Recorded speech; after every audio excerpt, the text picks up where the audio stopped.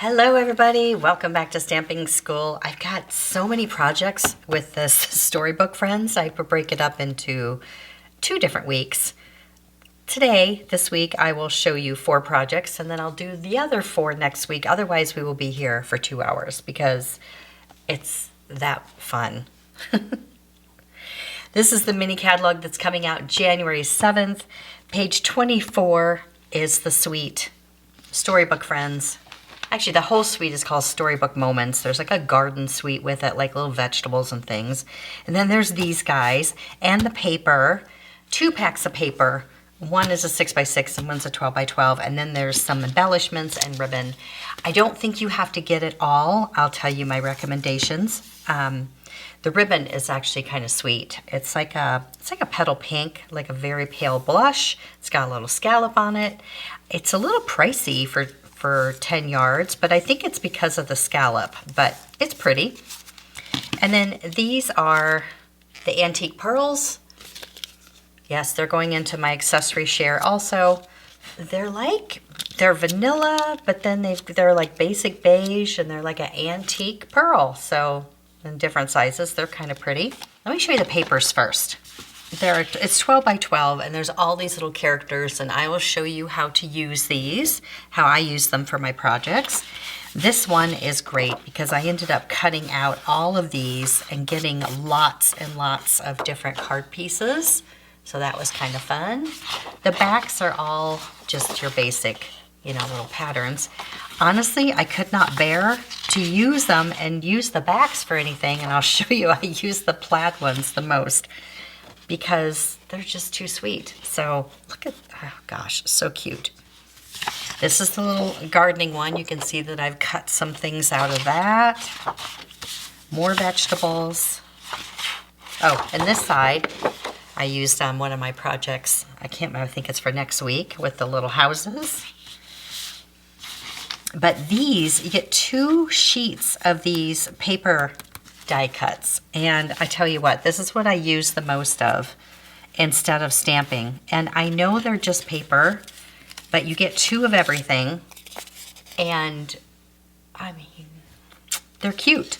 So if you don't have a ton of need for storybook characters, but you want to play around with it, I would suggest just get the paper. So I'll show you what I did with those. But I mean, just look at all of them. I had so much fun. And a fence. Wait till you see some of the things that I did. I really had fun. The plaid paper, I would suggest getting, if you get this paper, because they go together, all the colors kind of coordinate, and you won't have to feel like you need to cut the back off of a chipmunk if you want to use it. So it's got all these plaids on one side and it's got checks on the other. And it's a pack of 48 sheets in all these colors. So I think these are great for all kinds of themes. A good plaid paper is always okay with me. All right, so let me show you the stamp set. So if you want to color, then get the stamp set. And there are dies that go with it. And I'll tell you why I bought the dies is because I really wanted the frames that go with these. But if you like to color, this is what they look like, and the dies do cut all these little characters out, and they have sentiments. Welcome little one, Easter greetings, hello friend, thank you so very much, somebody loves you, brick wall, a rock wall, and these little carrot patch and a teeny little house. So that's what the stamp set looks like. If you want to color these, you could do watercolor pencils easily. If you want to do blends, here's what I found. I used mostly pecan pie and crumb cake and a little bit of a very light pink. So, we have in our catalog kind of the standards. The alcohol markers come in packs of 2. And typically what you'll find is if you order, for instance, Old Olive, it's a light and a dark. But if you order these are kind of all the different skin tones that you can buy, and they come in packs of 2. And what you'll find, like with light, you'll find a warm and a cool. So there's like a light peachy and a light pink, and then the medium light, you know, you see how it's kind of warm and cool. And they do that all the way down. So depending on what color you're gonna want, like the medium deep is more like a soft suede, and you know, and then the deep blends is where you get your espresso and like a cocoa. So I really like the deep blends a lot. If you have the old ivory and bronze, they are still available, but those two colors are really good for coloring the critters. But you'd be just fine if you had crumb cake for sure. And like I said, I really, really like the pecan pie, or the medium blends have that color in it, or the medium deep. So that's my little color cheat chart that I use all the time. Their color recommendations were wild wheat, ivory and bronze, copper clay, and pecan pie. So I didn't use Pebble Path very much, or the gray granite. I found the browns worked great for these little critters. So these 3 dies are the whole reason that I bought the stamp set, because I never buy a stamp set without the dies anymore because I end up wanting them. But these 3 frames are awesome. And they're very ornate and fun. I mean, look how pretty they are to cut out. And in the online exclusives that are coming out on May 7th also, there's this textured, I think it's called brushed silver and gold foil, and it's 12 by 12. Get it, because these dies popped, I mean, they just pop right out. Because of that texture on there, they don't stick in the dies. They just come right out. So it's wonderful. And I'll show you something really freaky that happened. I was doing this card right here. This is going to be the first one I'm going to show you. So I was going to antique these, and I had just cut it out of the gold. And I typically will have my blends that I color some metallic papers with, and I'll have some alcohol nearby to clean up any space that I went over. You're not even going to believe this. I took some alcohol. These are my little alcohol wipes I keep around. Watch what happens when you add alcohol to this paper. He's not even gonna believe it. Look, the gold comes right off. Look at that. Is that crazy? I've never seen that before. But what makes that kind of fun is now you can have 2 different colors of metallic paper. Now I went back to the silver. I'm like, well, what color does the silver come out to be? Nothing. It stays silver. The silver doesn't come off at all.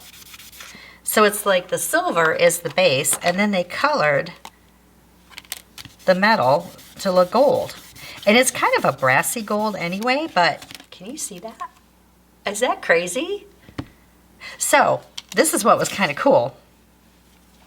So I took a little bit off of, look at how the color popping up.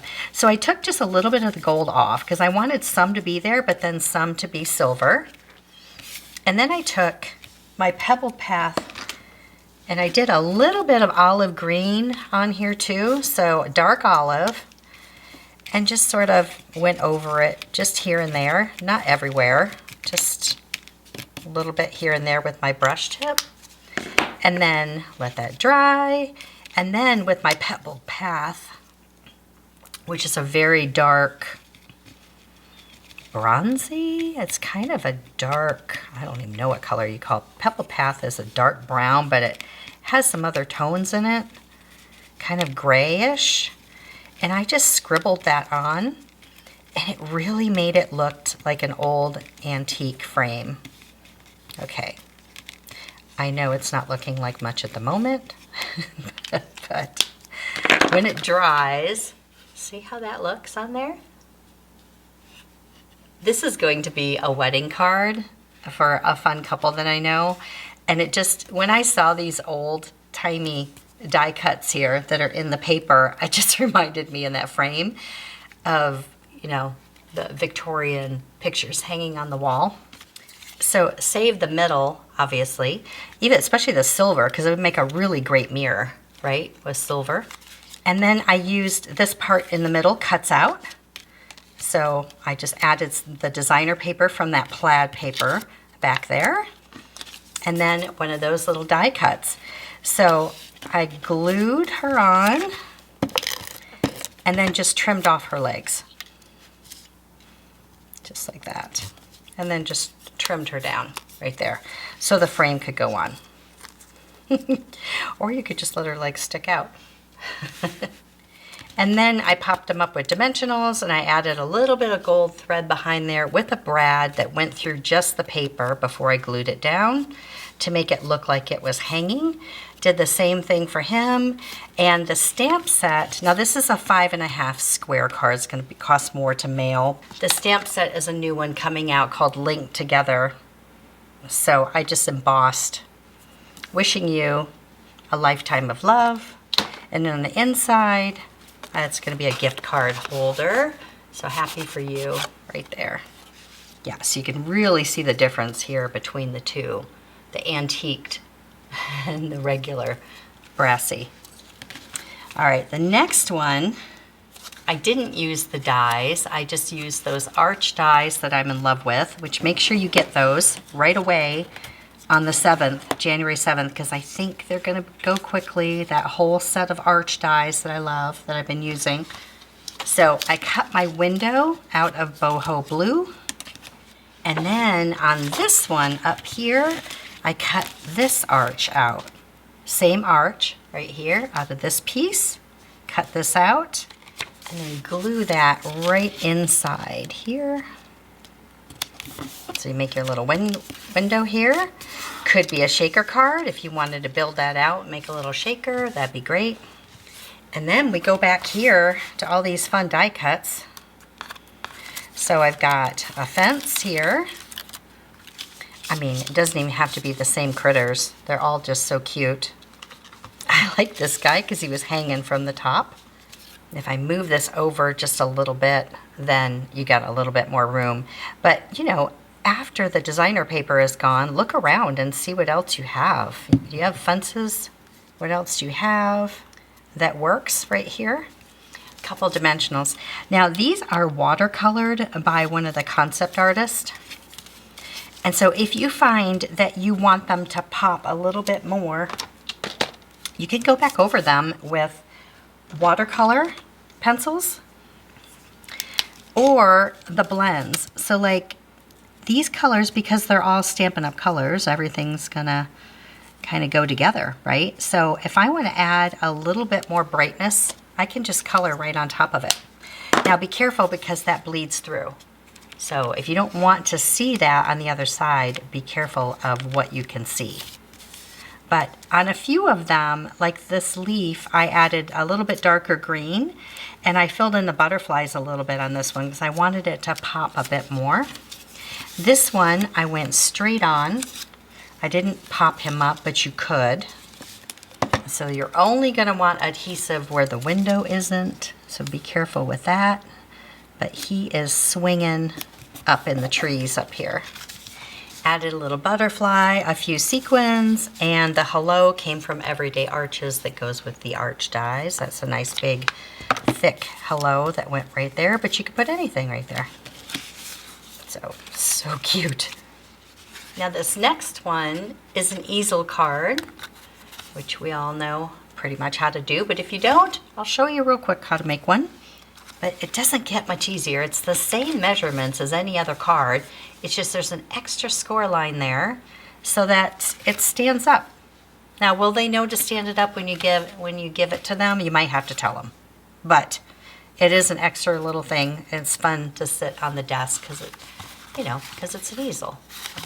The basic card size, okay? 4 1/4 by 11, scored in landscape position at 2 3/4 and 5 1/2. Normally we just do 5 1/2 and it's just a regular card. You score it again in half at the 2 3/4 mark. That gives you your easel. And wherever you put that stopper is where it goes. You want it to stop, you can stop it here, you can stop it here. It all depends where the stopper on the inside is. And what you want is it raised up. This has got dimensionals under it. And so I wanted it down here. And so wherever that little stopper is, you know, we used to use a button. We'd use a brad. You can use anything as long as it's taller and the card will stick right there. The other thing is you can't have any glue right here. So when you glue down, you only put glue on the bottom. That's it, down here. So here's my layer. This is 4 by 5 1/4. It's only getting glued on that bottom part so that it will stick up, and now you have your easel. So very important not to glue the top down, otherwise it won't easel. So this part, this frame, is this one right here. So we just use this piece for the other arch card, and this one, cut that out, just fussy cut it out. And you got this really cute frame. And then I just cut a little piece of vanilla that went inside there. Thank you so very much, was in the stamp set. Added the little bunny die cut, more plaid right here. And just so it made it look like he was inside the house, because bunnies wearing clothes are inside the house. So the bunny wearing a dress, then it's inside the house. So this is the carpet and the baseboard and my wallpaper. And then on the inside, the flowers are in the die cut sheet also. Oh, and the My Heart Loves Your Heart is one of the Celebration Level 2 freebies. And the little butterfly, I thought the little bunny looked like he was looking at the butterfly. That one might be my favorite. It's awful sweet. So if you really don't need the dies, if you can fussy cut out frames or go looking through your dies and see what you have that are frames already, you might not need the dies that come with the stamp set. You might just need the designer paper. So the artwork on here is so sweet. You want to use every little bit possible instead of just cutting off their heads, right? So you can come in with your dies, and there might be some that you can highlight out. Circles, circle dies.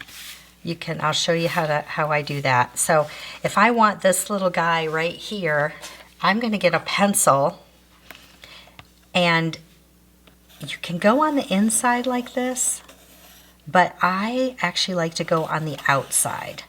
When you go on the outside, you know you've got a little bit of room to play with because it's not going to cut till the inside, okay?